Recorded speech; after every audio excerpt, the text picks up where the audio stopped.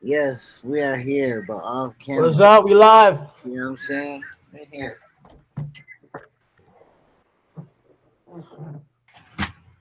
Hot. All right. We just setting up pre-gaming. If you're here with us, if you catch us later on YouTube, just bear with us. All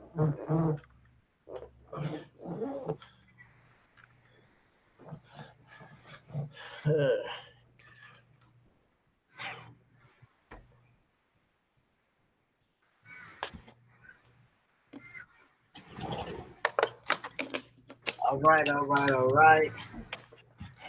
All right, all right, all right. What's happening? What's happening? Had to get the final touches for the pod. I had to get me a special Auntie Rosie's Logan Berry. This show Now, is brought to you by Upstate New York still, baby. hey, Logan Berry, is that alcohol beverage or no? No, man. It's just a good drink. It's just a can full of sugar is what that shit is. Hey, that's good. I love my sugar. Tomorrow's my cheat day, so I'll be. Nigga, 46 grams of motherfucking sugar in this motherfucking breath. 180 calories. That's like about 45 minutes on the elliptical, man. That's like a whole hour right there in that can. Damn. But welcome back to the Underground Professional Wrestling Podcast. I'm holding my ear set because this shit is broken. I need to get a new one. What, your headset? Yeah, I've been doing this since last podcast. This shit is broken. I gotta get a new one. I haven't been able to make it out to get one. This shit, I don't know what the fuck happened. Might be my nephew or something. Got a hold of it. You know, these damn kids, these meddling kids. Oh, if it wasn't for these meddling kids, man. Man. Man. But we about to pod. Let's go and run and gun this shit. Let's run and gun. Hold on, let me see. Yo, can you hear me? I can't hear you. Not You on the mic. Not on the mic. All right, hold on. Y'all know it ain't reasonable wrestling unless we got some motherfucking technical difficulties. You know what I'm saying? Wait. Take the mic away from you. Speak. Yo. Can you hear me? Yeah. Now put it close. Yo. Can you hear me? It's the same thing. Yeah. Same thing. Same volume. Yeah. All right, bet. We about to. Yo. Can you hear me? Can you hear me now? Yeah. Hold it to the side though. And see. Yo. Can you hear me? Can you hear me now? I can hear you. I bet. But I'm not sure if it's the mic on your computer or the microphone. Just be honest. All right, we about to just rock like that because I think Hobbs band got us on the same drink. So, all right, here we go. And 3, 2. It's sick.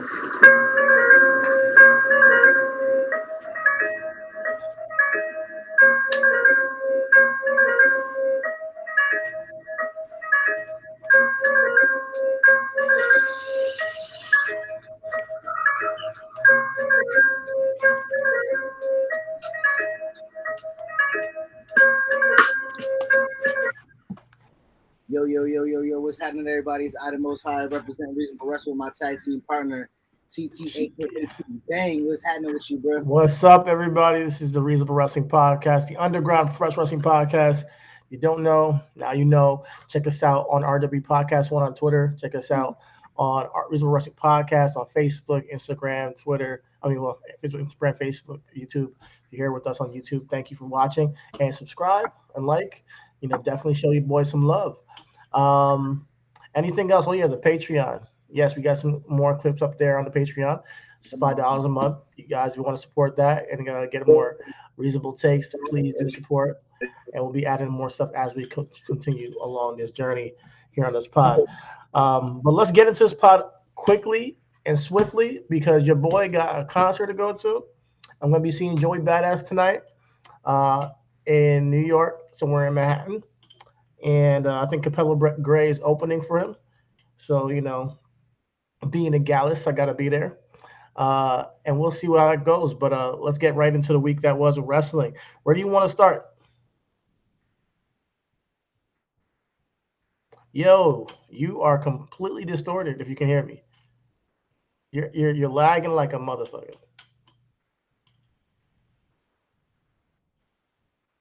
Damn, yo, you can't even see you. It's so distorted. I It was like a look freaking like I'm Rembrandt painting. melting in this. It looks like I'm on shrooms. I'm not that high. Am I? Shit.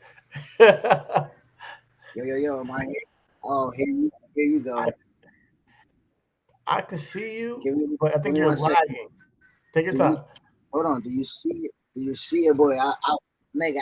I see you now. It's not Yo, lagging can you anymore. see Yeah, me I now? see you. I can see you now. Hold on. Can All you right. see me now? Am I straight? Bet. Okay. Okay. Yo, nigga. I look like I was a stage real quick, Yeah, that was nigga. crazy. It's a little Yo, bit. It's a little bit yo. distorted still, but I can see it's actually on real time now. All right, bet. So my Yeah. man said that he got a Joey Badass concert to get to, so we won't stay long. You know what I'm saying? So I think what we're gonna do for the most part, I think we're gonna pretty much we did our Money in the Bank recap.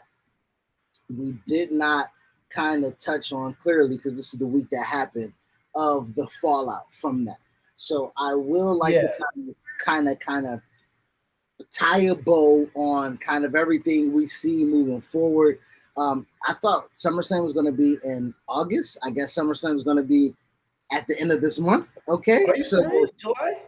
nigga, July I'm gonna be 30th. here for. I'm gonna be here for SummerSlam because I'm gonna. If you guys don't know, I'm gonna be out for August. I'm gonna be going overseas. But yo, is it gonna be in July? I gotta look this up because I'm just finding this out now. So look it up and see if I'm mistaken. But I think that I believe that we are on schedule for July 30th for that. Yep, July 30th, man. That's crazy. I did not know that. Shit. All right. So we gotta do something, man. We might have to do like a live show or something for Man, SummerSlam. We'll keep you guys posted next week. We're right around the corner. It's cut 2 weeks or so, and then we got SummerSlam. bruh, like what the heck, Or 3 weeks, I should say. Yeah, nigga. So time summer, flies, yo. so time is flying. WWE is putting their foot on the motherfucking pedal right now. You know what I'm saying Yeah, with this Feddo. content and shit like that. Yo, why you looking things up real quick? Can you look up the rest of the schedule for WWE pay per views to see kind of where we're at going forward for like what's our schedule? I do believe that they're doing a lot of Saturdays for this upcoming remainder of the year, but just so we can kind of like not be surprised. We're like, oh shit, it's a pay All per right, so we got view. so all of August, they knew that your boy was not gonna be here.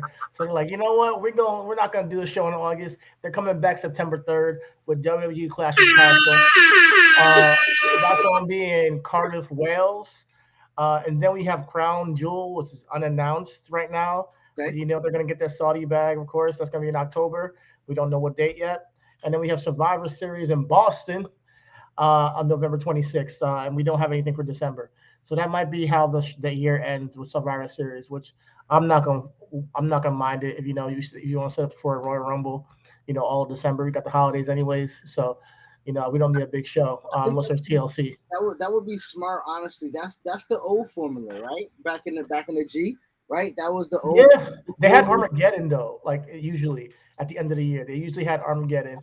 And then, but I think way back in the day, they definitely did only the big four. So they would build for shows like for a while. You know, every now and then there will be like a title change on Raw or so. And then they'll build a show towards the big four. But other than that, yeah, I'm down to the schedule. I like it because I got shit to do in August. I did not know. My nigga said, "I'm on the move. I'm on the I'm on the groove." go. I'm on the go, man. I'm flying, jet setting, So wheeling, dealing, kiss stealing. You woo. know? With that being said, then I will again. So SummerSlam is approaching very soon, and so they're kind of balling up and fast tracking a lot of their feuds that's happening for SummerSlam. So we do know that Austin Theory was our Money in the Bank winner for the men's side, right? And if you want, I can go ahead and just drop that little nigga in the time. Let me switch him. Let me switch him over. So he's the top of the pyramid because that's what the Money in the Bank guy is, right? Top of the pyramid. Top of the pyramid, top of the food chain. The guy, honestly, I think he had a star making pay per view. Him working double duty, and so to speak. I know. Um, Yeah, he had 2 matches. He had the match with Bobby Lashley, and then we had the Money in the Bank match where he was the last entrant, just a surprise entrant, which I think got him a tremendous amount of heat, which I think was a good idea for WWE to put him in there. And when even for me, I was like, man, I want Matt Riddle to win it, but I'm not gonna hate on this decision because what did I say before Money in the Bank? It has to go to an up and coming star who has not won the championship yet. I don't care who it is. Just give it to somebody who's not won it. And they did it with both the men and the women's division. So I was super excited. And on top of that, earlier in the night, I think that was his best match of his career with Bobby Lashley. Go back and watch it if you haven't. I thought the match was awesome, man. And the crowd in Vegas was just with them all the way. So shout out to Bobby Lashley and shout out to Austin Theory for really making him a star that night. And then on top of that, coming up on Raw and opening the show, with that promo they put out there, they both seemed natural on the mic. They both had purpose and motivation on that in that angle for 4th of July. And I believe that the United States Championship is back on the map with this feud. So I genuinely, like where they're going, and I can't say that United States Championship. I haven't had that for a while with that belt. Damian Priest, I thought could do something with it, but it was kind of stagnant with his reign. I'm not sure if he's leveled up to the point where he has that ability to carry a story yet. But I think he has that. In the future, he'll get there. But after that, we had a couple people have the title, and like I know who had it. Or did AJ have it or no? Was it Finn? Finn had it. Yeah, Finn uh, had it. Finn had it, which was just like a transitional reign to get to Austin Theory, and now it actually matters again. There's an angle behind it. They're putting time behind it. They're putting stories behind it.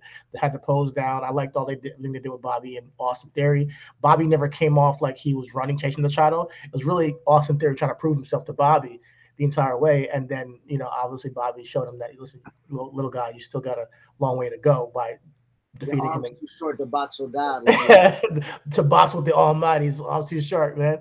Come But on. you're right, so I and then with their having a rematch at SummerSlam, I'm waiting to see where that goes and see how they perform because I think their match at Money in the Bank was awesome. And also I do believe that too, for the most part, Theory having, like you say, it needed to go on the up and comer, but it also needed to go on the heel, right? I think me and you kind of. I don't think so. I think that Matt Riddle would have been a great guy to hold it and say, "Hey, listen, Brock, Roman, I'm still around."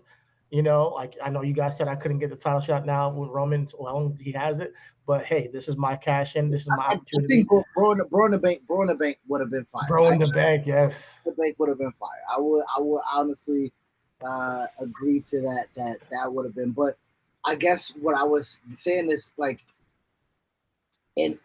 Rollins, i.e. Rollins had a feud to kind of place him until he was able to cash in, right? Rollins had that feud with Dean, right? He had, it was just something to make him around and to showcase the briefcase and kind of. So I do believe that Austin Theory still having the ability to hold steady and not always be shoved into and not having to shove himself into a main event feud, because ultimately I don't think he's ready, but I do believe that he's ready for the moment, right? If that makes sense. You know what I'm saying? I know what you mean, because I think he's ready to be showcased as a prominent act on WWE and on Raw week to week. Absolutely. I was saying that when they were giving Elias all that time or whatever, because I thought that they needed a little bit more time with Austin there, and they didn't. They gave him that, with Bobby Angle. However, because I saw it going somewhere, that's why I was so keen on like, this time they're giving to, Ezekiel. I wasn't really feeling it. But this thing with the Austin Theory, I think they can go somewhere with it. However, to win the championship, cashing in and winning it on Brock or winning it on Roman, I don't want to see that on SummerSlam. I'm gonna be honest with you. If he does cash in at SummerSlam, I want him to lose it. If he tries to cash in it, but that's just me. If he wins it and becomes a new champion, I think that's a lame way to end the Tribal Chief's reign. Unless Brock beats him, then he can cash in on Brock, which I guess what it is. But for the Tribal Chief, I want him to get a definitive loss after all the dastardly deeds he did, beating up the Rey Mysterios, after choking out all these people cheating to get, with Finn, cheating with all these guys. He has to have somebody definitively beat him for that championship. And I don't want it to be Brock because Brock doesn't need it. And I don't want it to be Austin Theory cheating, or not cheaply getting the title win over. I want a babyface like a Matt Riddle, Cody Rhodes, even a Randy Orton. It would have been a Drew McIntyre. Yeah, says, you know what, they get that rub of like, listen, I was the one to dethrone the Tribal Chiefs. Chiefs, what, 700-game reign? Drew's gonna do it, and I think this is how it's gonna be done. Drew gets the title in Wales. Austin cash in on Drew. That's a feud going forward, Drew and Austin Theory. Damn. All right, I like it. I mean, that would definitely keep Drew in the babyface, space. He would be what, a two-time champion, three-time, yeah, okay. Champion. Yep. So, Drew's that guy. He's a guy who's definitely eligible. But if he wins it again off the Tribal Chief, whoever wins it, I would like them to have a reign. So if Austin Theory cashes on him, I would also want him to defeat Austin Theory, in my opinion. But I wouldn't want Austin Theory to then be put into an angle where he would have to, Well, Drew has to chase at that point, bro. Like at that point, I can't have Drew chasing Austin. I want Austin chasing Drew. Austin can't. That's why I say Austin can't chase Drew because that takes away the element of the cash-in, right? If Austin Theory is going to be this asshole, right? If he's going to be maximum asshole, Drew McIntyre tramples the Tribal Chief in his home country in front of all the fucking countrymen, and as he's battered and bruised, we have an a la Liv Morgan moment where it's not going to be received so well, right? Austin Theory cashing in on Drew after a hard-fought battle. If you're talking about long-stood term, like you said, that Drew would be so messed up in Wales. Yes, that's the point. That's the point. I know. You have Drew chasing this mother because you stole that fucking moment from me and my title. We can't do that to Drew again. We've already had him have a WrestleMania where he won the title with nobody there. We got still another moment from him. He's not stealing it. You just say he's gonna be the one that topple. He's gonna be the one to topple the Tribal Chief after the Tribal Chief is the one that finally get rid of the beast once and for all. Now you kind of have, like you say, that lineage of importance, right? If you look at when you look at the Universal Undisputed Championship, it was the biggest whatever of all time in Texas. Roman had that shit to make it really matter. Brock came back to be like, nigga, I need one more shot at this.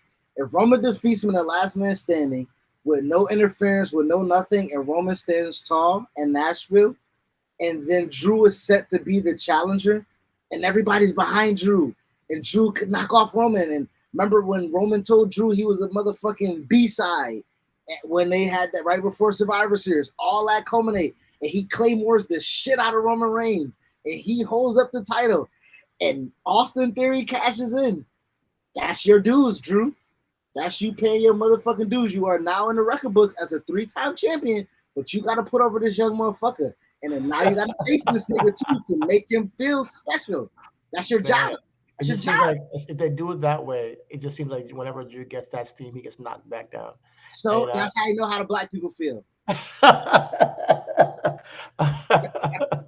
You always got to go back to race. I feel like Dan Le Batard. There's always race. It's always race. Outside of that, so we speak, like I said, I spoke of one Money in the Bank winner, and it can't be remiss without speaking of the other Money in the Bank winner, and Liv Morgan, who is currently sitting up top of the SmackDown roster, had a great, I'm lying, she had a good promo on Raw.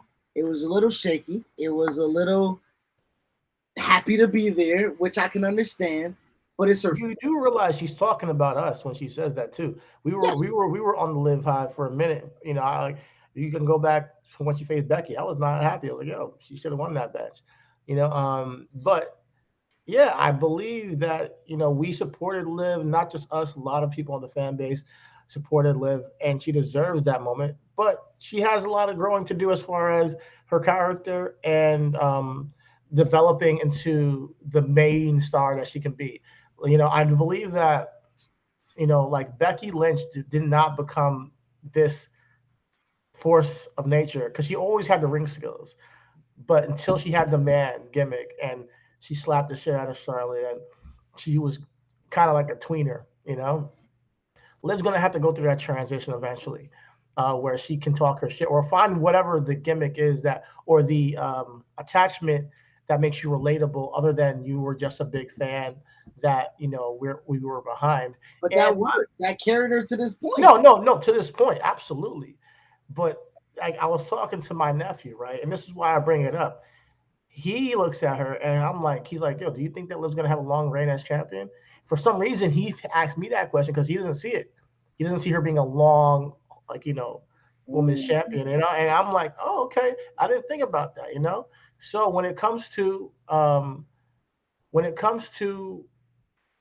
Liv, I believe this reign might be a transitional reign to get it on a Bayley or a Charlotte as a heel, and because who to beat Liv, is going to get you a lot of heat, or if to attack Liv or to put her in a position where, I believe that she's, at a disadvantage from a heel. It could be something that gives Charlotte that little push or gives Bayley that little push to be the top heel of SmackDown. So I'm waiting to see what happens. And maybe if Liv comes back and she beats if Charlotte comes back and she beats Charlotte, or Bayley comes back and she beats Charlotte, it's a big victory in Liv's book to say, she's legitimate. But we'll see where it comes. That's when the test is coming now. Well, my thing is, targets on her back. Why does it have to be Bayley or Charlotte? Why it can't be someone like Shayna? I don't see Shayna having the steam to do a goddamn thing right now. Here's why I say this. They don't put her in that light. She's always a backup to somebody, whether it's Natalya or whether it's to Sonya Deville or whether it's backup to Ronda Rousey. Or to even when she was with Nia and shit. She's always been the backup to somebody. And I personally see her as a legitimate heel character who can really take that title places. But I think she needs an angle to take her over the top too. That's why I said her and Ronda have an inbred storyline right there. Well, isn't Liv the baby face perfect for Shayna? If Shayna faces Liv, isn't Liv right now the perfect baby face for Shayna? I don't think so. The only reason why I say this is because Shayna needs to be built again, back up to this threat, to go after the title. If she goes after the title with Liv, I don't see her beating Liv. Put it that way. That's what I'm saying. And the only reason I'm saying this is my thing is I don't want this to be dependent on the horsewoman, right? If Liv is going to be the catalyst to somebody, then yeah, I would like to see if Liv can make Shayna or if Shayna can make Liv, because those are then now you don't have a crutch, right? Okay, if you want to do that, then you can't do it right now. You got to have Liv take some other woman out, whether it's an Aaliyah, she has to go against some other baby faces on SmackDown. I'm not sure if they have any other. Ronda. Liv, I think right now they're doing house shows. And Ronda would be dope. They're doing house shows right now of Liv, Becky, and Ronda, if I'm not mistaken. I'm sorry, Natalya, Ronda, and Liv, if I'm not mistaken. That's the house loop right now to kind of get Liv comfortable as that champion, kind of get Liv comfortable as seeing what works with the crowd, what she can do to get that fire up, because she's not fighting from underneath now. You know what I'm saying? So I think that what you're saying matters, right? And only reason I oppose to that, and the reason why I bring up Shayna is because Shayna is the antithesis of what Ronda was, right? She ain't taking no losses clean. She ain't taking no losses where it's a hug and that's the end of the match or some shit like that. And a little after match thing like that can instantly heat up Shayna, right? It doesn't take long to heat up a badass. You know what I mean? So that goes back to what I was saying. If there's a possibility that right, the separation between Natalya and Shayna kind of opens up the division a little bit more, if Natalya's going to be Liv's first challenger, then you look at the roster. Okay, we got Raquel Gonzalez, we got Xia Li, we got motherfucking, like you said, Aaliyah, we got and who's the big bad wolf on the roster? I need Bayley to come back to Raw. That's the reason why I'm saying it. I need Bayley to come back to Raw because I need Bayley and Bianca to get that off. I need Bayley and Bianca to get that off. So I don't I don't necessarily really want to see Bayley back on the blue brand. I need her to go after Bianca. That's the only B I need her to be after. We've seen Bayley and Bianca, and I get it. They have great chemistry. We didn't see the culmination of that. We didn't see the culmination of it. You're right, and not in front of no crowd either. That was in front of the Thunderdome. Yeah, so you're right. I think that they can definitely tear the house down in front of a crowd as well.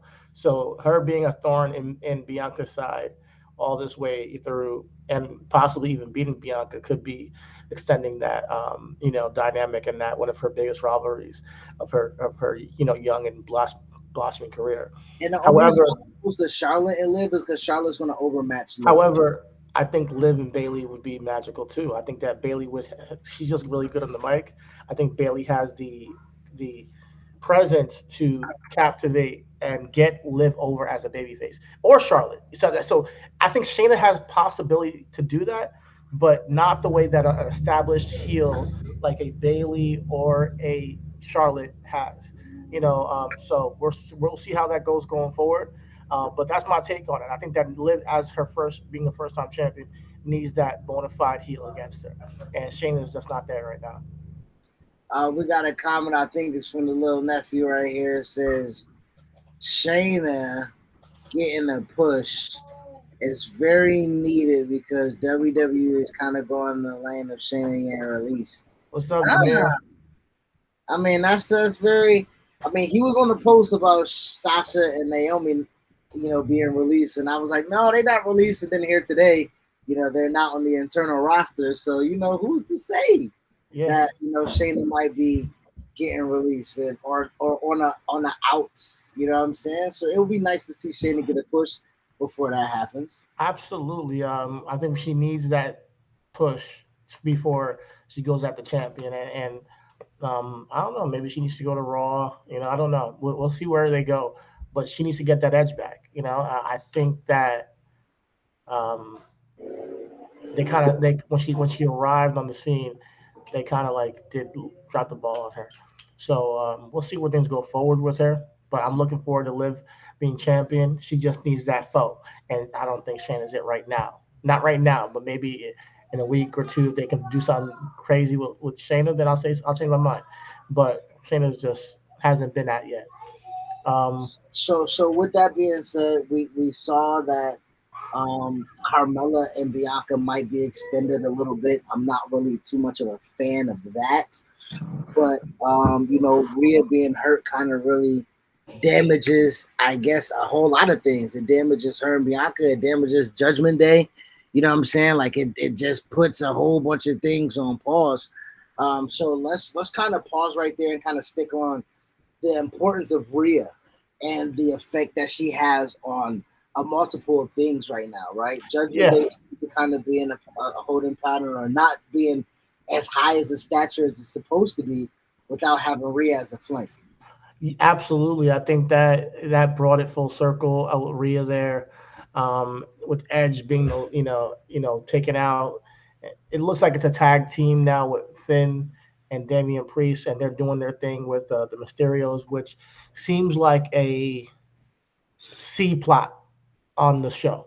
It really does feel like a C plot on the show. So I don't really have much to say about it. All I know is that when Edge comes back, which they've been showing these packages of somebody coming that, it's like a little dark package of shit happening. You can't really tell what's going on, just really quick cuts and editing on this.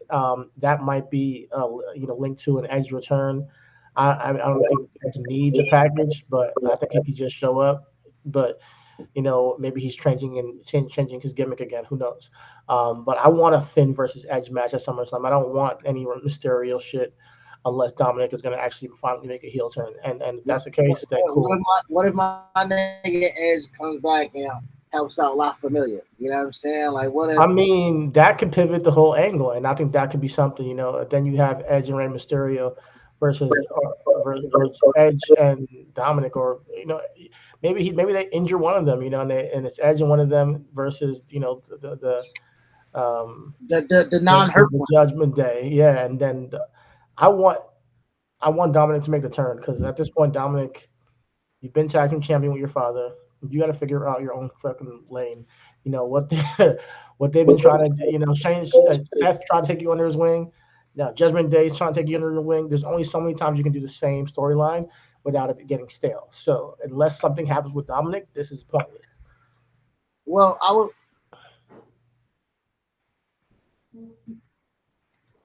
I would say this. Excuse me, guys. Had a quick water break. I would say this with Dominic and Rey and him finding his path.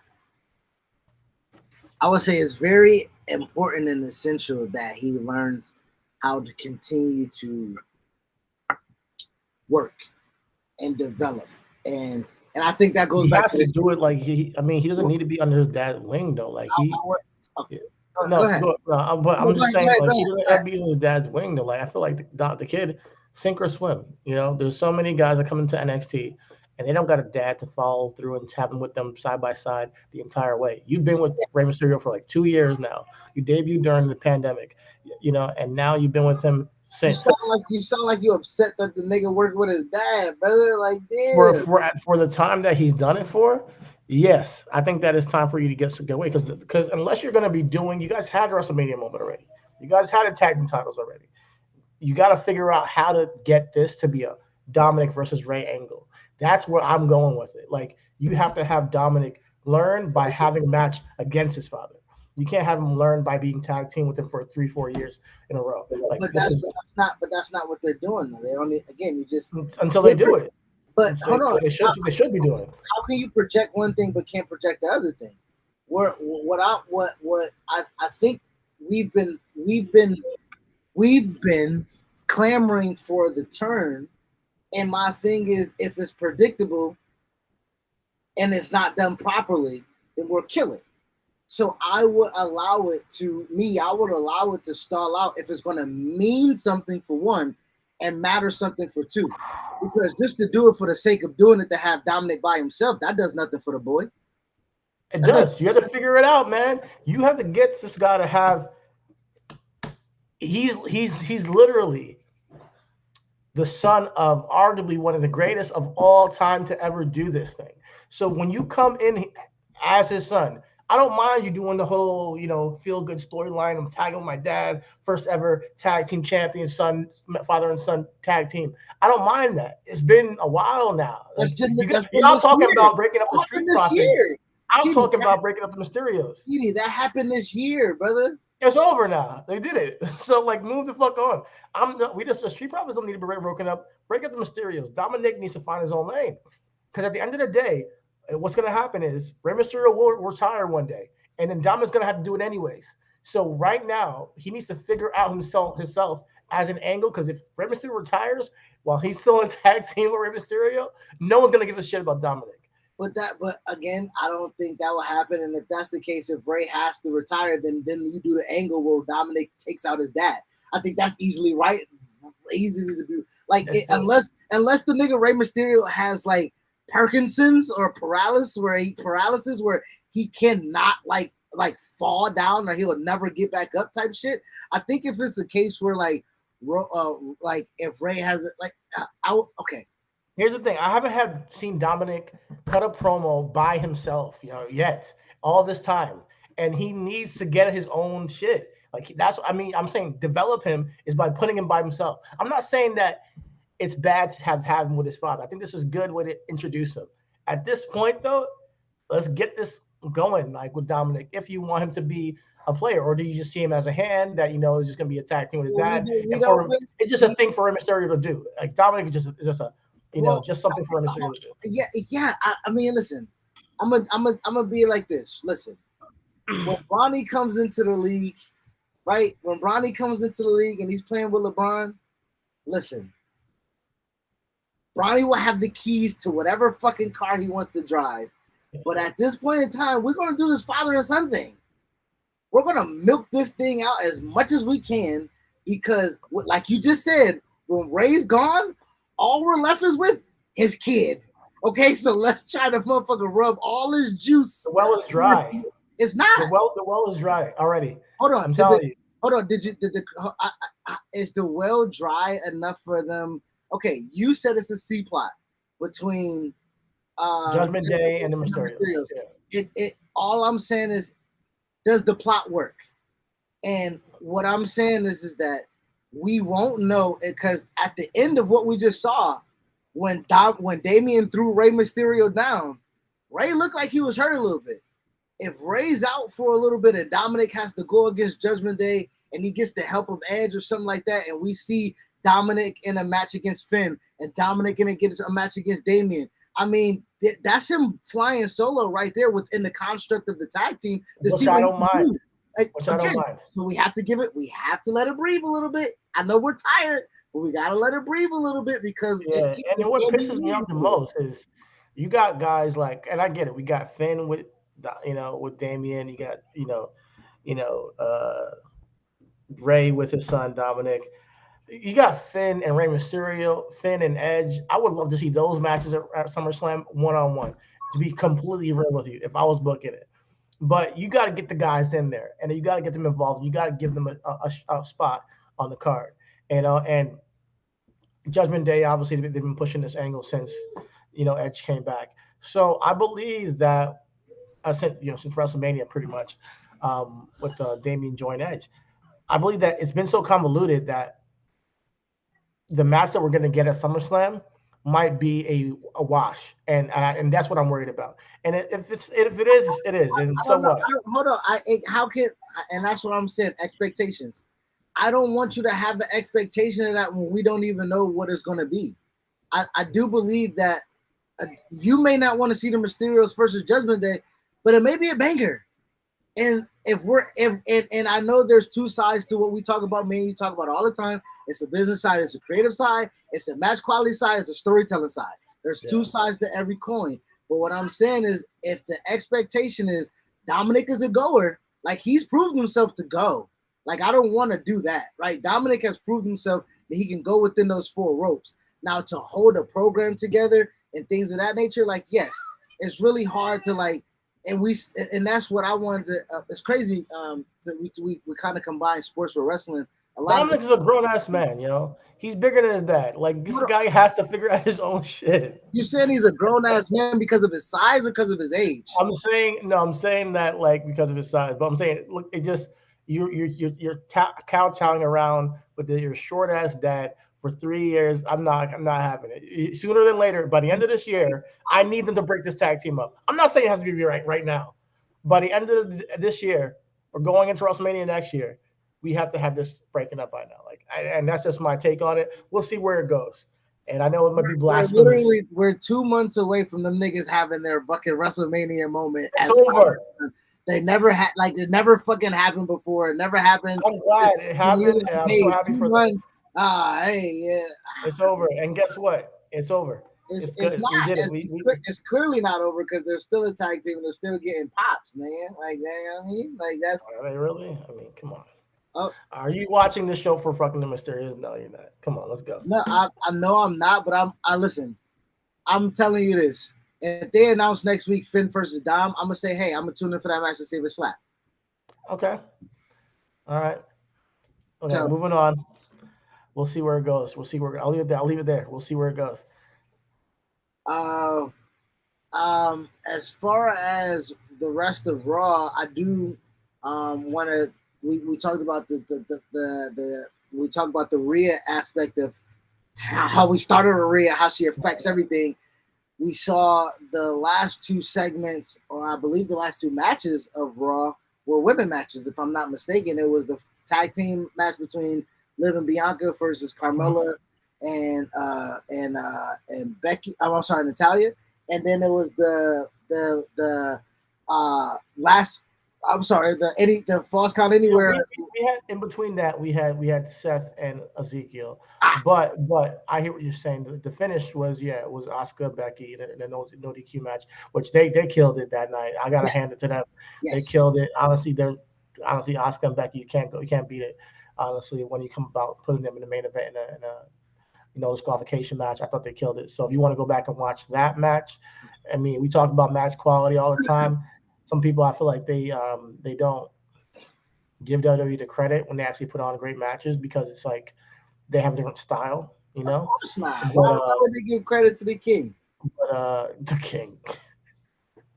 But yeah, Becky and Asuka, I think I wanted to give them their flowers for that. That was awesome. Now I do notice that also on Raw, Riddle and Rollins is picking up a lot of steam. That is going to be for sure a banger in SummerSlam. And that's going to be a slapper. And shout out to Riddle and Seth kind of squashing whatever beef that they had previously. Yeah. I do know that some unfortunate statements was made, and that led to a little bit of Riddle back in the day, like he used to have a problem with Becky. a lot of people. A lot of people, yeah. A lot of people. Yeah. Let's just say a lot of people. Yeah, a lot. But I'm glad that they squashed it. What's crazy? I just saw that they did their tournament up down, and Riddle just beat Becky in the tournament. So they actually were like joking and laughing and all that stuff. So I thought it was really cool. I think at the end of the day, what had happened was he got in trouble for the things that he did not say. You know what I'm saying? So it was apologies on behalf of.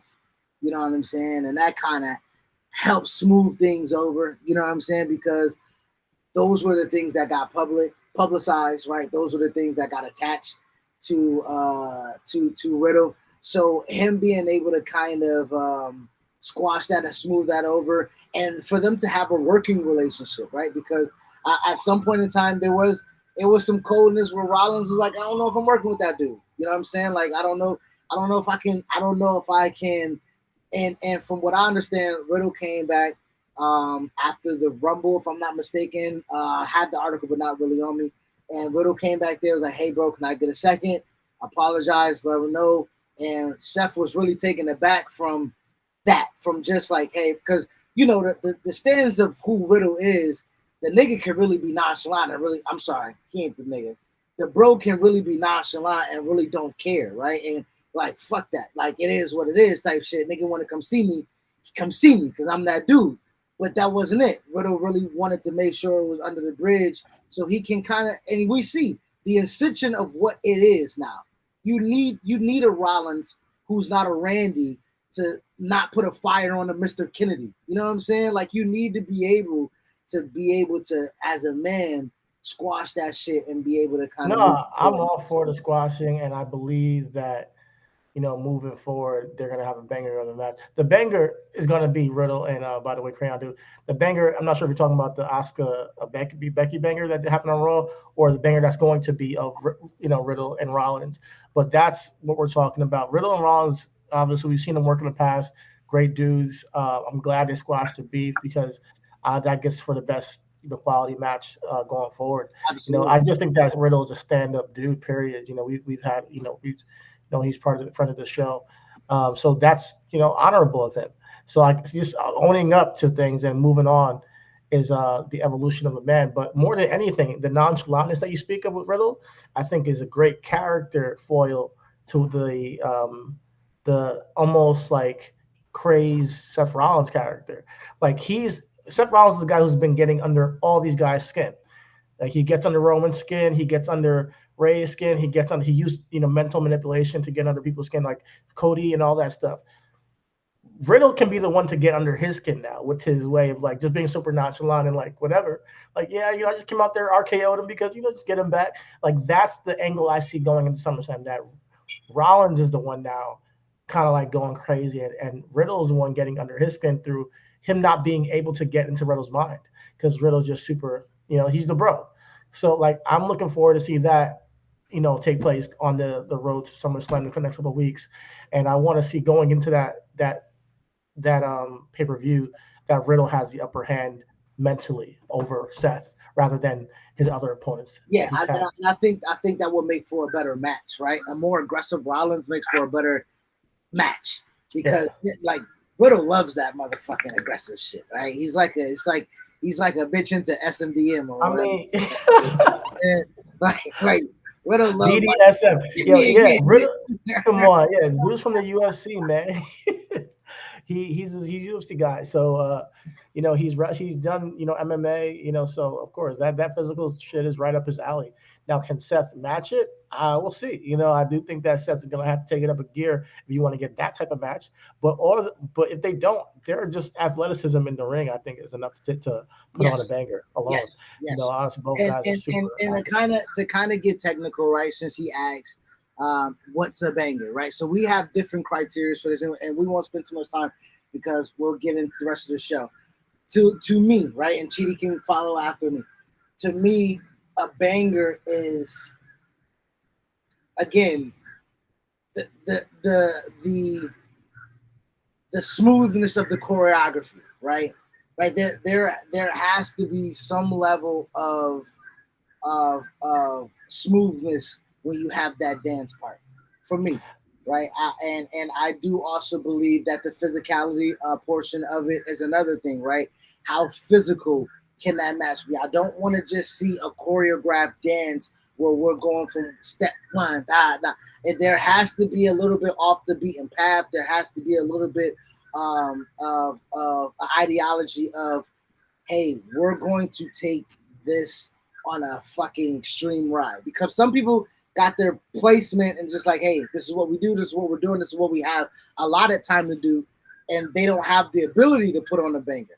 I do believe that the roller coaster ride that Riddle and Rollins will be able to take us on, the near falls, the false finishes, the counters, I think all of that counter makes it into a bang. And also the storytelling, right? We just said if Riddle can come into the match a certain way, and Rollins can come into a match a certain way, and that can be portrayed throughout the match, and maybe we can see that shifted, right? Where if Rollins is a little bit too aggressive and Riddle's like taking it, like, okay, you want to go, you can go. Rollins taking a little step back, like, oh, not that aggressive, you know what I'm saying? And Riddle's already there, and now Rollins got to use his wrestling techniques and capability to get away from the physical. Like, that shit right there is going to make for a classic match to me that I just can't wait to see for SummerSlam.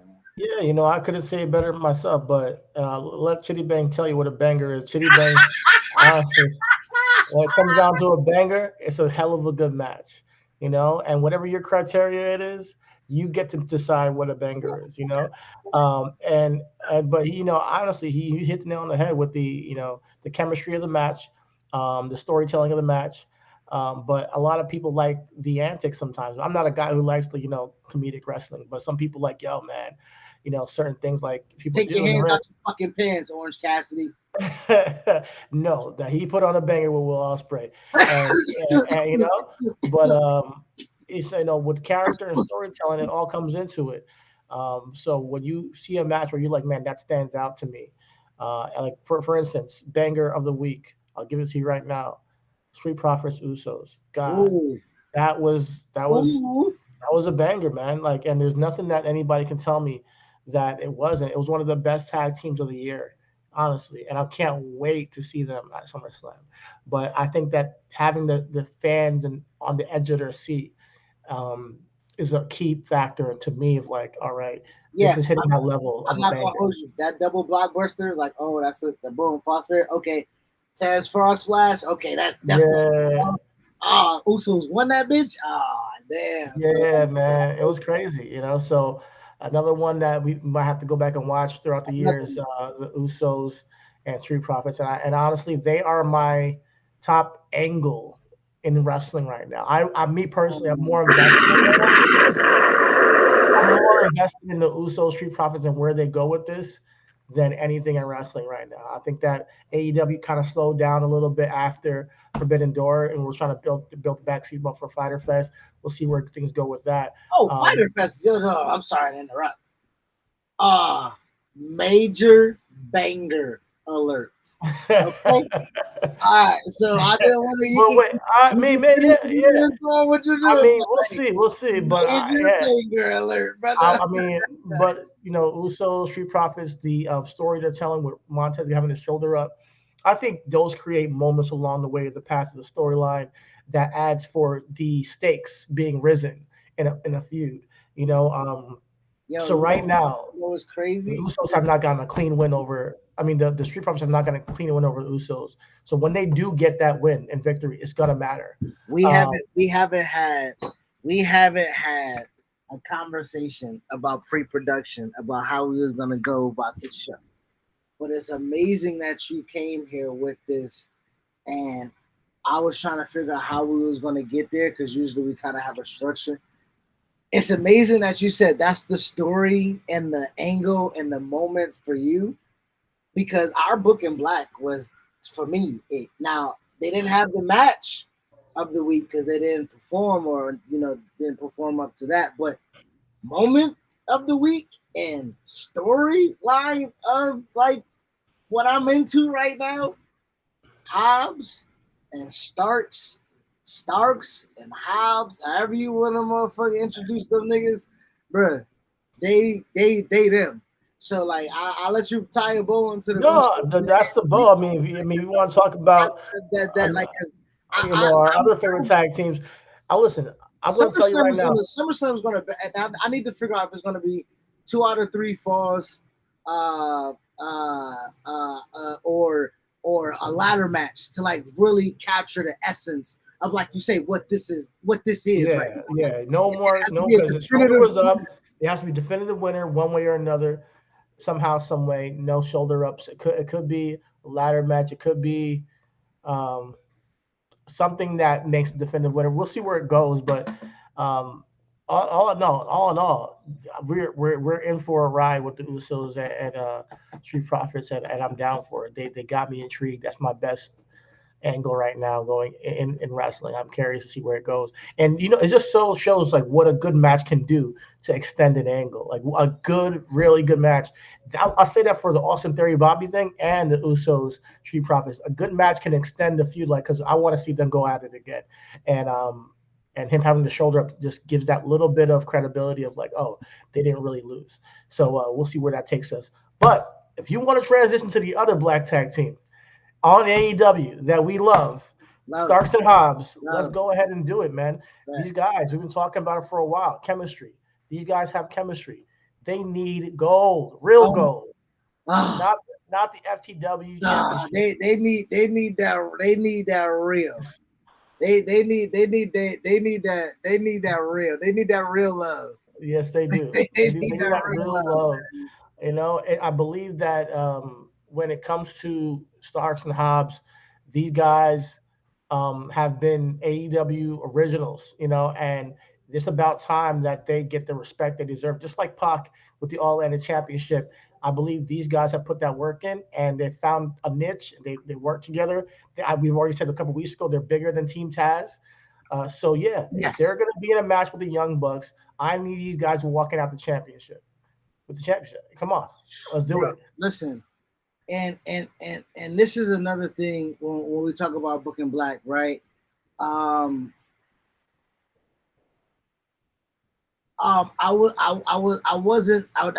wanted to save my commentary on the podcast because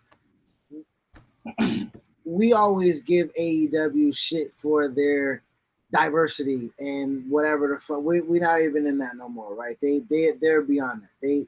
They are doing a really good job in highlighting and presenting and giving TV time. Because listen, both companies have their flaws, their faults, their flaws, whatever we want to say. But to put Hobbs and Starks and Swerve and Keith Lee in multiple tag team championship matches and prolong their story without actually involving the tag team championships, I do believe is doing a disservice to all 4 of those members. Now, if the long term of Swerve and Keith Lee is not for them to clearly hold tag team gold, I honestly would like to see, we talk about splits and tag teams, Swerve and Keith Lee, we talked about that in NXT when we had Booking Blacks years ago for the NXT North American Championship. Like we wanted to see that for a while. Right. I think with the stakes of them being teamed up and having cracks in the team and that mattering a little bit more, I like to see that. Starks and Hobbs, point blank period, they need the championship gold, man. I really necessarily don't need FTR to win the tag team titles off of Young Bucks, even though I know that story matters and makes sense.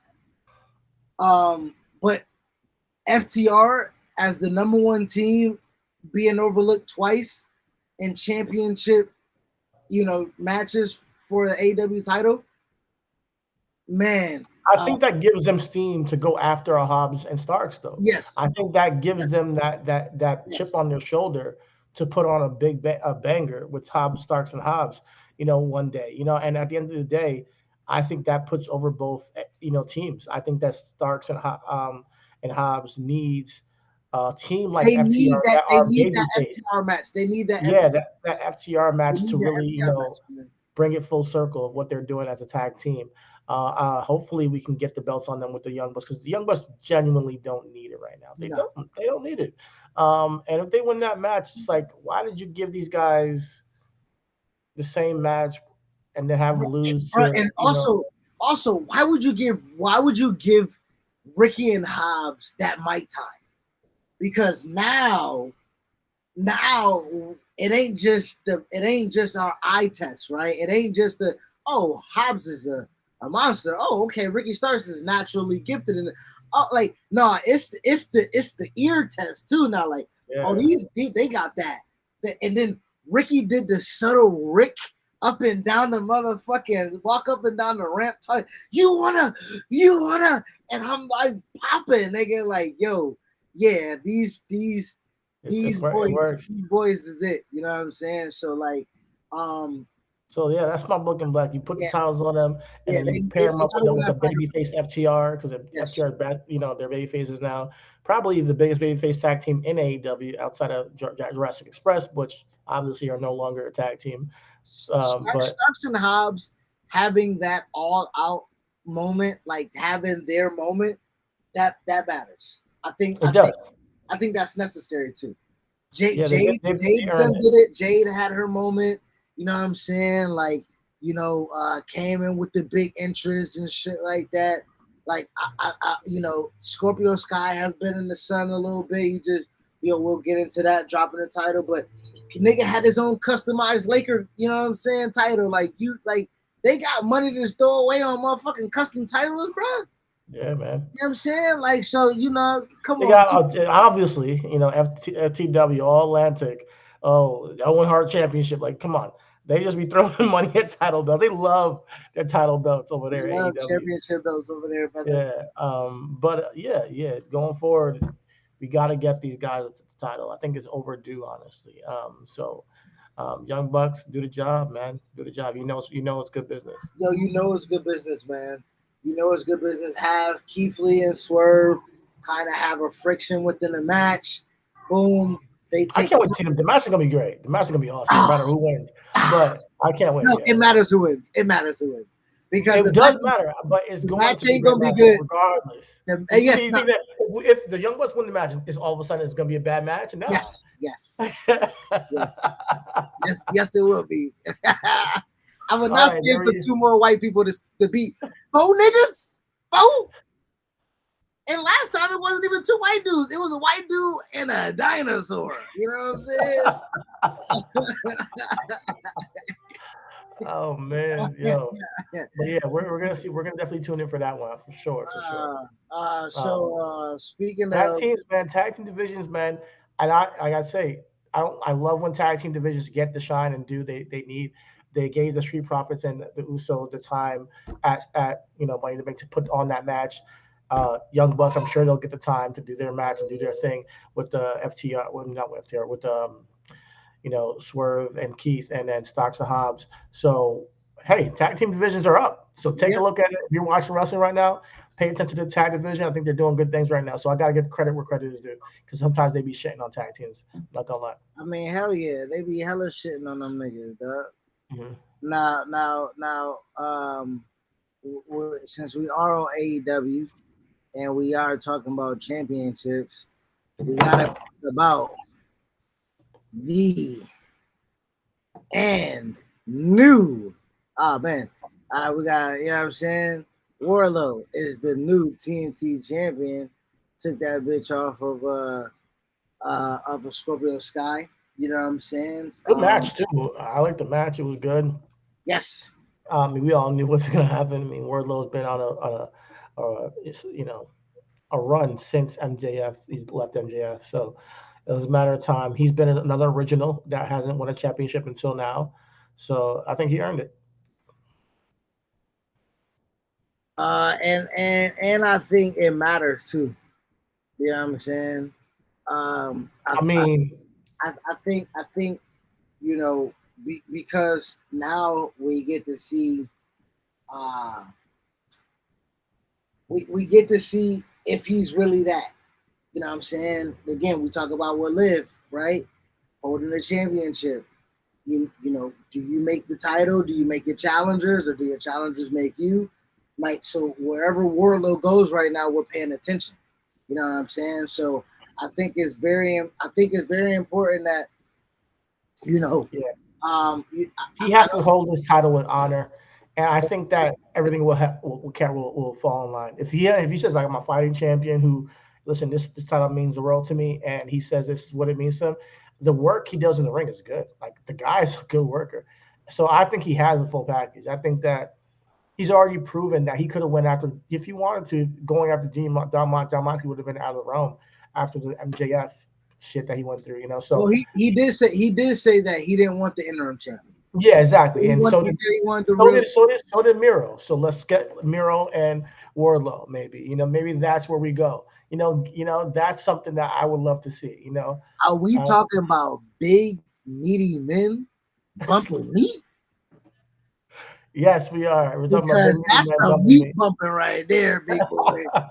That's a meat bumping right there. Yeah, the Redeemer versus the Wardlow. You know, I believe that if they do a long, drawn out angle, I think I don't want it to be like a hot shot. Oh, we do one thing this week and then we rampage or fighting. Nah, Miro's eyes are set on Malachi right now. Word?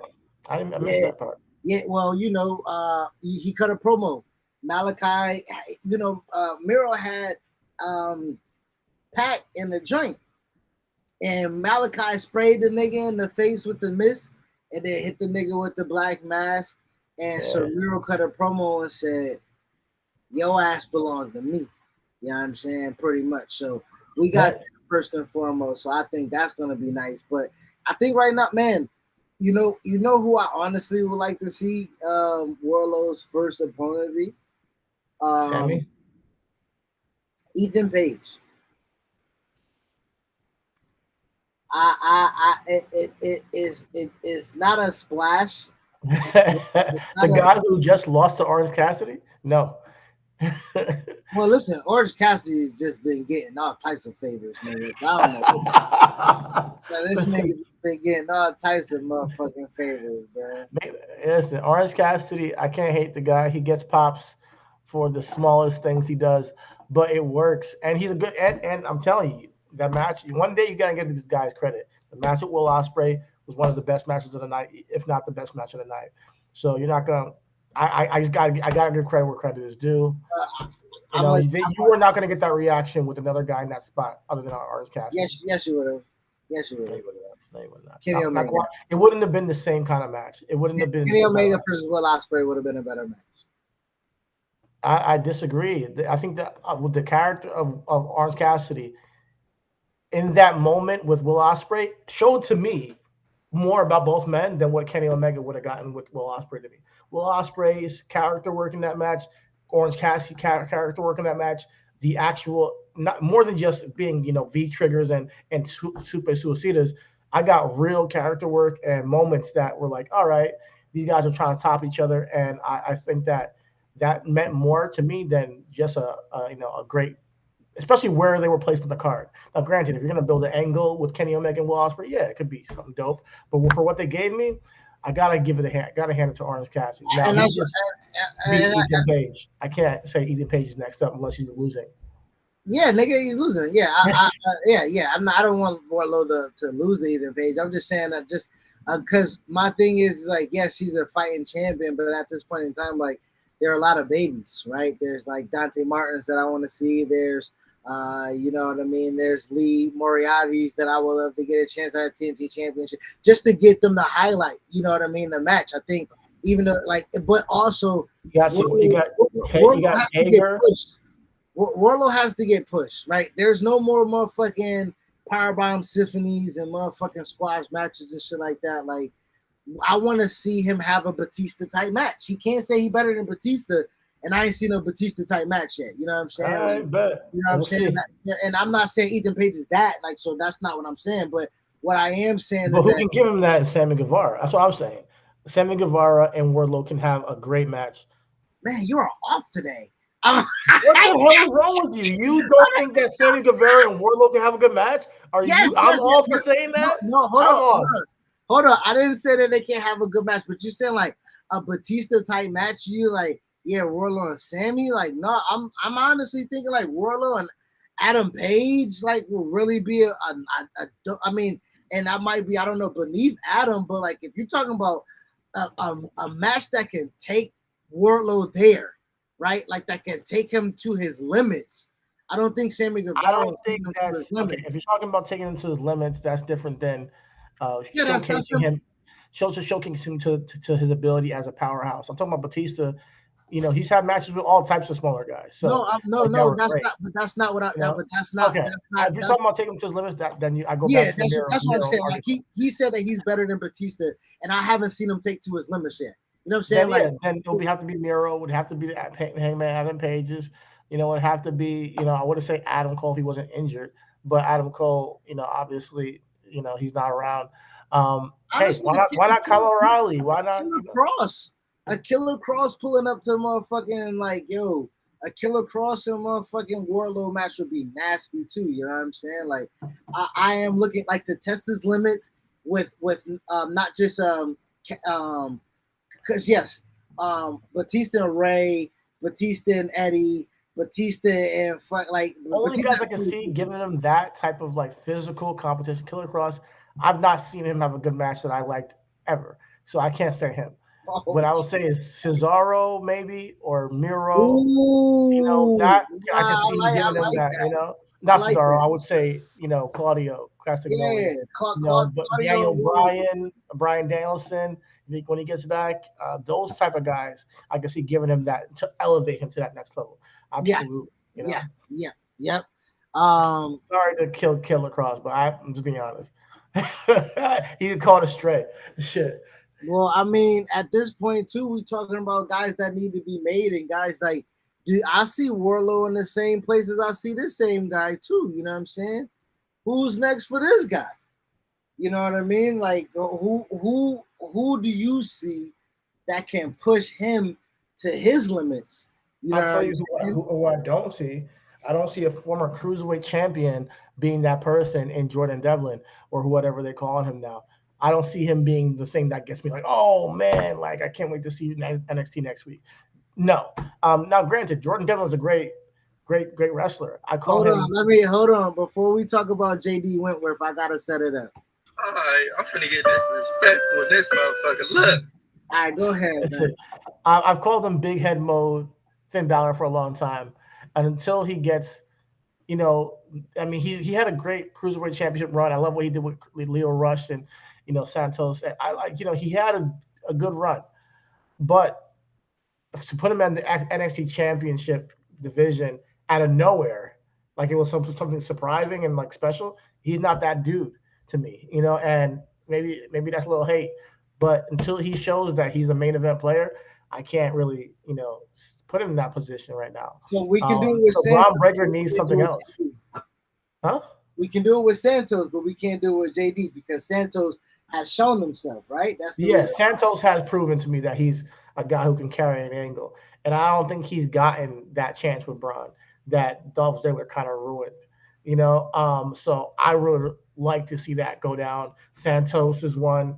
Apollo obviously is down, is there. Whenever Carmelo drops the title, hopefully to our boy Wesley, he's another guy. But those are the matches I'm waiting for in NXT. All right, so with that being said, what's the order? We just named 3, right? What's the order? What you looking at? Clearly, we got Jordan coming up next. He just got through Cameron Grimes, which was a decent match. I'm not gonna hate it. I think the order would have to go after. I would honestly have him eat through Tony D'Angelo and his entire family, like just job him out to Bron Breakker, and then have Santos be a guy. Listen. Now that you've worked with me, we got them out the way. It's me and you now. It's me and you. NXT Championship on the line. Takeover. And once he gets through Santos, then you got either Apollo or Carmelo right around the corner. I'm not sure which one, but probably Carmelo, because I think he's had more steam and he's had more, he's just at a different level right now. Apollo used to be obviously worked back up. They're putting him in a match with Vici, whatever his name is, Giovanni Vici. So they don't see him as a guy you can just plug into the main event. I thought that was the play. Apollo, Bron Breakker. But if he's planning on putting the title down the line, then I don't want him to get eaten up by Bron.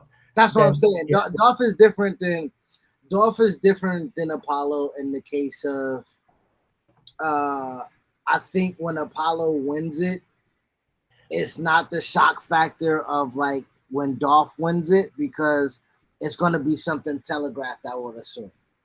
Not telegraphed, but it's going to be something projected. You know what I'm saying? Like Apollo's NXT Championship win is going to be something that we like, okay, we see that coming, because ultimately we knew Bron had to get that back from Dolph, right? Like it was just for the fact that Bron didn't have a credible, again, here we are talking about it, a credible opponent that he can get the win off of. Tommaso was it, but Tommaso really wasn't it. You know what I'm saying? Like, but they missed the boat at Halloween Havoc when they should have done it there. You know what I'm saying?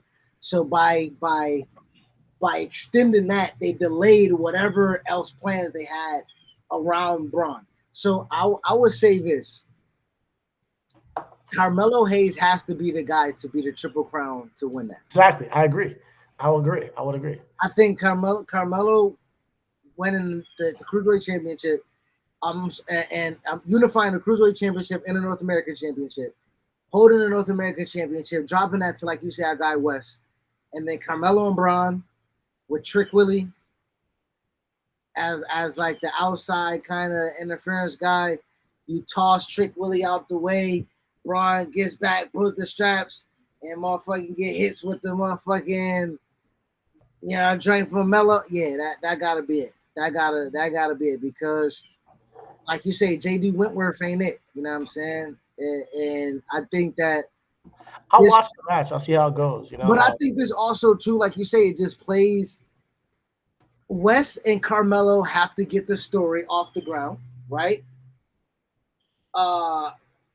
Apollo has to have his warm-up match first, right? And at this point, there is no one for, like, Bron doesn't have the ability to sit without competition for a month, 2 months to see how the thing. Of course, yeah. I mean, and with that being said, I get it. I'm not gonna like hate on, like I said, but we all know he's not winning the championship. That's what I mean. It's like, there's no threat. There hasn't been a threat for Bron since he won it. So I think that's the problem with Bron right now in his reign, is that not one person that he's faced has felt like they are on his level. And maybe that's what we should do. Maybe he should have a Goldberg run. And a lot of people also talking about him as like, a lot of people are also talking about him as like, still needing, again, like I said, to prove himself. He has to be able to, but I think he did that with Dolph, right? I think Dolph kind of helped him have that match, right? And I think also now you have the capability of, well, when Apollo ever does get there, or whenever Carmelo ever does get there, those are going to be those matches. You know what I'm saying? Now, if they brought down like a Kevin Owens and Bron, that would slap. That would be something that takes them to another heightened level of of physicality and match quality. I think that don't get me wrong, I'm not hating on Dolph, but it just didn't do it for me personally. I just didn't do it for me. So I believe that for me it stunted it. It stunted his reign a little bit. I was really looking forward to seeing maybe him and Santos go at it, for the championship, because Santos was on a really hot streak. Yes, he was. Yes, he was. And this Tony D'Angelo shit kind of. So if you want to have like an angle with him and Tony D'Angelo where he goes through the whole family for like a 2-week span on NXT, and then you get to like him and Santos having to do some business and say, all right, now that we got them out the way, I'm next. I think that could work long term. And then Carmello, yes, eventually has to become NXT champion. Right now he's called himself the 8th champion, and he's manifested that shit because every match he puts on is fire. Everything he does is working. The fucking gear he had in the Great American Bash looked like a complete star. So I'm really curious to see where it goes with him and Wesley. Carmello and Wesley is going to be the next banger alert, and for NXT. But Carmello is our new NXT champion. It's our new NXT champion. That's the champion. That's the people's champ right there. The people's champ for real. Shout out to Mello being the people's champ. Shout out to Mello. Yeah, shout out to Mello. Wesley, and speaking of choreography, you can't hate on it too much because Weslly and Trick Williams to start the match had this choreographed segment that I thought was ill. It was fantastic. It was fantastic. So, adding, I just wanted Wesley to get that victory. That's all I'm gonna say. I think that Wesley, I know there was a rubbing alcohol incident, keeping, giving Trick that victory, but I was like, all right, Wes has been treated like an underdog for a while. He has to get a victory eventually. He has Quinn. He's been hot. Okay, yeah. And I think this he gets it, and he's. I'm sorry to cut you off. He did what a lot of heels do after they lose, right? A babyface gets a win, like yes, babyface gets it right after that. The heel gets the heat back, and you're like, damn, you didn't even let him get that win. Yeah, he did. He did get the heat back. And he let it breathe a little bit, and that was a moment. You know what I'm saying? So I think you get Wes and Trick. Wes then beats Trick. That match then boom leads to a feud of but I do see what you're saying, like, but me, it's crazy that and this is why the podcast works. When Wes lost, I was like, good. It's needed for the character building. You know what I'm saying? Like, if you pay attention to every quote unquote loss that Wes is having is adding another fucking log on whatever fire is burning. Yeah. So to me, I was okay with it. And I was okay with how he lost because it wasn't a clean loss. Yeah, it wasn't. Yeah, so I was like, okay, good. But so it was also something that I was like, wait, what? Like I was kind of confused as to how he lost until the commentator said it was rubbing alcohol. I was like, okay. Which was fantastic because if again, like you say, you put water on his hands. That's what I'm saying. That's what I'm saying. The smartness of, and that's what I'm saying. Like when we talk about, that wasn't a banger, but when you talk about psychology of something, the whole time, and not to you, and I'm not explaining to you. For those who didn't see it, the Trick Williams came out as Muhammad Ali. They had the water, 2 water bottles. One was with water, one was with rubbing alcohol. So during the match, Trick Williams gets the water, spits it out, gets the water, spits it out. Yeah. And then Wes does his little sequence. Trick goes out the ring. Carmello hands him a bottle, as we think, like you say, it's water because the gimmick was the water. He puts the shits on both of his hands and then goes back to the ring and then like puts it all in his face. And like you say, the subtlety of the commentator, like, I'm like, you smell that? Oh, you smell that? And Wade is like, what do you mean? It smells like good water or something like that. It's so H2O, alkaline water. Yes.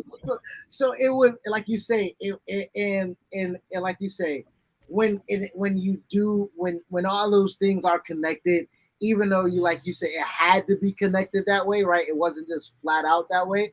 But I do like the subtlety of it because ultimately, too, like if the commentators smelt it, I wonder like I gotta go back and watch and see if like the ref face turns up to see if the ref smells it too. Like I gotta go back and see if there was little things like that to be added into it because that's what I would like to have seen. Like if it wasn't there, I'm rambling right now on that. But like yeah, I like that, man. I like that Trick too because Trick adds something to Carmello. You know what I'm saying? And for him to take a loss, like it might have set the tone for like, damn, is Carmello losing? But No, like, to me, Trick liking the loss is what makes sense because he's there to take losses for Carmello. That's what it was. So Wes continuing his run and getting another victory. To me, I would like to see, but we'll see where it goes. I want now Wes to get a win over Carmello. I mean, off of Trick again. They have to get a rematch. I mean, he has to get a win off of this guy. Exactly. And hopefully that builds him towards the NXT North American Championship match with Carmello, which should inevitably happen because he's the only babyface I see that can take it off of him. Yep. Or only him and Apollo maybe, which maybe a triple threat. That'd be crazy. Nah. If anything, Apollo gotta go after the big dog. I think so too. I agree. But I mean, we'll see where it goes. I do think that Wes and Carmelo has to be at a takeover. So if you want to extend it, I'm not sure when the next takeover is. Maybe it's on the 30th or maybe that week of SummerSlam. Then yeah, let's see what we can get there. All right. I know you gotta get out of here soon, so let's wrap up real quick with business and logic. All right. It'll be quick. As you guys know, Logan Paul has signed a multi-year deal with the WWE, and also not pictured. Pat McAfee signs an extension with WWE for a multi-year. The voice of WWE, Pat McAfee. So I want to get your kind of quick thoughts on the business and logic of this, and then we can kind of wrap up the show, brother. Both of these guys are charismatic influencers that have now gotten a deal with WWE. And I look at it as this: are we going to see more influencers get deals? And is it possible if you create a brand like we have this podcast, if Crystal Most High talks his shit so well that he gets millions and millions of followers, will he then have to be put in a match with Orange Cassidy one day? I'm gonna tell you this. Crystal Most High versus Orange Cassidy. I'm gonna tell you this. They gonna listen. You gonna have to pay for the lifetime of whatever my disability is for me to take a bump, okay? Because if my disability officer see my small black ass take any type of bump on this raggedy ass back of mine, nigga, I'm losing everything that I got, nigga. So that being said, I'm gonna need $100 million. Man, but that's what I got to thinking. Like, it's just interesting how we got into this stage where influencers, former, if you have a personality for show business and you take care of yourself physically, well, both of those guys are in shape. Pat McAfee used to be an NFL player, kicker, or punter, but still in good shape. Logan Paul obviously fought Floyd Mayweather. He's a boxing. So he takes good care of himself. We just saw him at WrestleMania in the tag team match with the Mysterios and the Miz and Logan Paul. So I think that with the who? The Miz. The who? The Mysterios? What about top notch spot? I'm just saying, top notch spot. Okay, whatever. Listen, they lost the tag titles very quickly. So let's put it that way. And there's a reason for that. They're not that hot. But Logan Paul had a great showing of that match. And I believe that's why he's getting this value again. He's going to be at SummerSlam to face The Miz. And I think we kind of saw it coming with the way that the match ended. Absolutely. And he had everybody's, praised his performance. Everybody praised Pat McAfee's performance with Vince. Everybody's praised his performance with back when he had Adam Cole, his first match over there in NXT. So it makes perfect sense. These guys are entertainers. These guys are showmen. I said before, Logan Paul is a real life heel to a lot of people from all of his shit he's built his platform off of it on his YouTube channel, doing a lot of dumb shit since he was a kid. But he's also matured to a point where he now has his own podcast, and he's taking on opportunities wherever he can get them. So I gotta say, having that brazen attitude can get you far in life. And congratulations to both men. And I'm curious to see how it goes down. We have once again SummerSlam, a big show, one of the big four, and these guys have another match. They have another spot, and I'm not going to be mad about it. It's not a Johnny Knoxville spot, which honestly ended up paying off. But it's a spot that I think is Hey, no pause for well earned. WWE won you over, buddy. What? Listen, I've already said what I had to say about the WrestleMania performances of celebrities, but they work. I mean, it fits in the business and logic portion because, like, because like you say, Logan Paul, Pat McAfee are influencers, but they also listen. We talk about demographics, right? They fit a pocket. You know what I'm saying? Like, guys 30, 40 years old watch Pat McAfee's show. I watch it. What?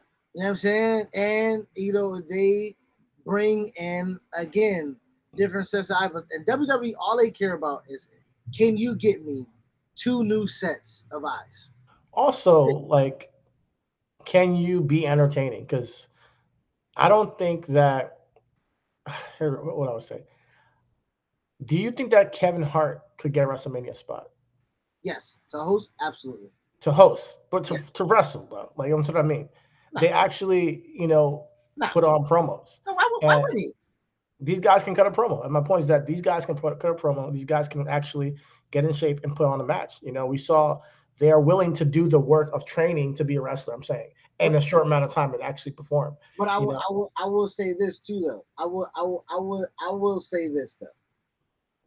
I don't know if you're making a point that like anybody can do this, and I do believe that, right? I'm not. I don't want to say that, but I do want to say that again. There's a specific type of there's a specific type of audience that they're also trying to garnish to be like, hey, do you want to be a part of this, right? Like they didn't go get Jake Paul. He's a little bit. He's not the Paul that we want. Even though that he has a following, he has a platform, and he has whatever. They went and got Logan, right? They got him because of how they can position him. Like you say, initially, niggas wanted to see Logan Paul get his ass kicked. Same with Pat McAfee. We didn't know what the fuck he was going to be on TV. He came out with the boys, right? We wanted to see him get his ass whooped. And for them niggas to be played babyface and heel, right? And they don't know what the fuck they doing.